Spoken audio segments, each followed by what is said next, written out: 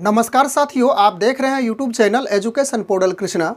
आज हम लोग इस वीडियो के माध्यम से बिहार में नए शिक्षकों की बहाली के लिए जो शिक्षक नियमावली 2023 आई हुई है, उस नियमावली में वेतन से संबंधित कोई स्पष्ट चर्चा नहीं की गई है।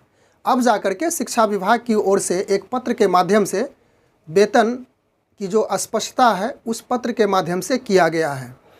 बीपीएससी से नियुक्त होने वाले यानी कि एक आयोग के माध्यम से परीक्षा ली जाएगी और यह अब बीपीएससी के माध्यम से होने वाले शिक्षक का वेतन तय हो चुका है।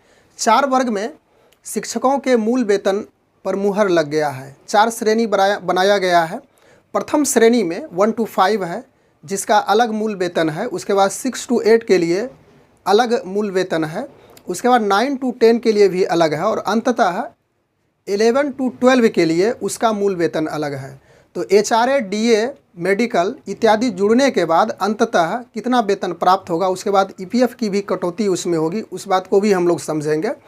जिसमें डीए यानी कि डेयरलेंस अलाउंस, जिसे महंगाई भत्ता कहा जाता है, वह 42% रखा गया है मूल वेतन में। यानी मूल वेतन का 42% निकालने के बाद जो होगा उसको ऐड किया जाएगा मूल वेतन में।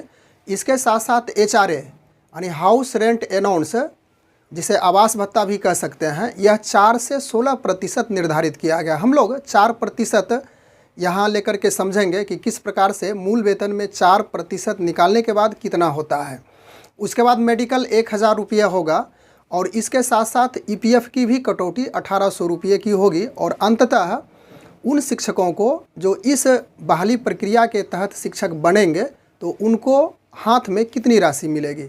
तो चलिए एक एक करके सभी श्रेणी के शिक्षकों को हम लोग समझने का प्रयास करते हैं कि अंततः जब ज्वाइन करेंगे तो उनको कितनी राशि उनके खाते में, उनके हाथ में कितनी राशि जमा होगी, यानी कितने पैसे उसको उपलब्ध हो जाएंगे।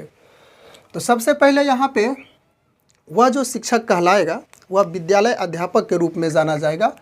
और इसमें 1 to 5 की चर्चा करें हम लोग तो पद 85,477 निर्धारित किया गया 1 to 5 स्पेशल के लिए, जिसमें कक्षा 1 से कक्षा 5 तक की पढ़ाई होगी। तो उसमें 85,477 पद यानी कि इतना सीट निकाला गया है।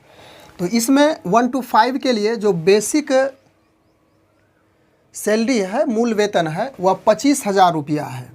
और इसका डीए 42% के अनुसार से 10,500 रुपया निकलता है। यानी कि आपको इस प्रकार से निकालना होगा, 25,000 का 42%, तो यह आपका कैलकुलेट होकर के 10,500 रुपया आएगा। उसी प्रकार से एचआरए यानी कि हाउस रेंट अलाउंस, जो कि आवासीय भत्ता होता है, 4% से 16% निर्धारित है, लेकिन यहाँ पे 4% ही निकाल करके हम लोग समझेंगे। तो 1,000 रुपया होगा। और फिर मेडिकल 1,000 रुपया।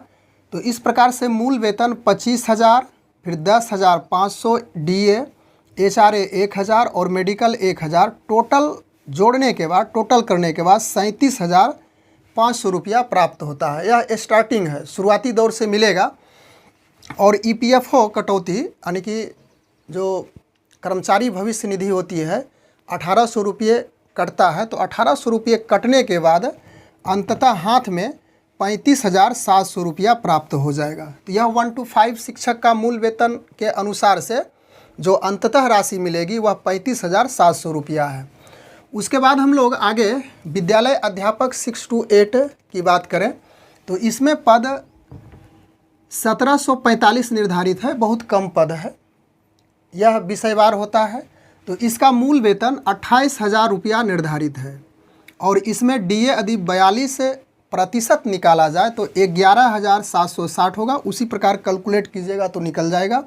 और एचआरए 4% लेने के बाद 1,120 रुपया होता है। फिर मेडिकल 1,000, सभी का ऐड करने के बाद 41,880 रुपया होता है।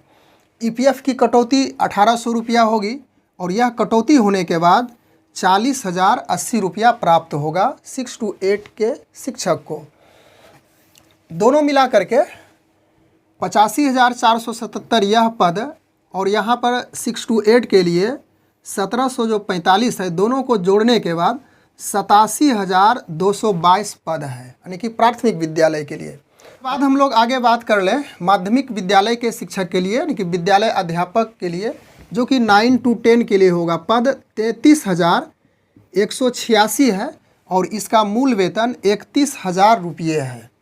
इस पर DA 42% निकालने के बाद 13,020 रुपया प्राप्त होगा और HRA 4% निकालने के बाद 1,240 रुपया और मेडिकल 1,000 रुपया, और सभी मूल वेतन DA HRA मेडिकल सभी का ऐड करने के बाद, जोड़ने के बाद 46,260 रुपया प्राप्त होगा। इसमें EPFO की कटौती जब होगी 1,800 रुपये की, तो हाथ में प्राप्त होगा 44,460 रुपया। यह माध्यमिक विद्यालय यानी कि मैट्रिक क्लास के बच्चों को पढ़ाने के लिए जिन शिक्षकों की बहाली होगी, जो बहाल होंगे तो उसके हाथ में 44,460 रुपया प्राप्त होगा। उसके बाद विद्यालय अध्यापक, यह 11वीं से 12वीं क्लास के बच्चों को, यह उच्च माध्यमिक का हो गया। इसमें टोटल पद 57,618 है, यानी कि 33,186 प्लस 57,618 दोनों जोड़ने के बाद 90,804 पद हैं। मूल वेतन इसका है, जो कि 11 से 12वीं क्लास के जो उच्च माध्यमिक के शिक्षक बनेंगे, इसका मूल वेतन 32,000 रुपया है। DA 42% निकालने के बाद 13,440 होता है। फिर HRA 4% पर 1,280 रुपया, फिर मेडिकल 1,000 रुपया, फिर सभी का फिर ऐड करेंगे मूल वेतन DA HRA मेडिकल, तो यह 47,720 रुपया और EPF की कटौती जब होगी तो हाथ में 45,920 रुपया प्राप्त होगा। तो यह था जो बिहार में नए नियम के तहत शिक्षकों की बहाली होगी, जो राज्यकर्मी का दर्जा भी प्राप्त करेंगे, और उनका यह एक नया समझा जाए कि नए तौर तरीके से उनको वेतन मिलेगा। और वेतन का जो इस प्रकार से जो HRA DA मेडिकल इत्यादि जुटने के बाद कितना प्राप्त होता है, इसकी हम लोग जानकारी प्राप्त किए। बस आज के वीडियो में हम लोग इतनी ही चर्चा करने के लिए उपस्थित थे। मिलते हैं अगले वीडियो में एक नए टॉपिक के साथ, तब तक के लिए धन्यवाद।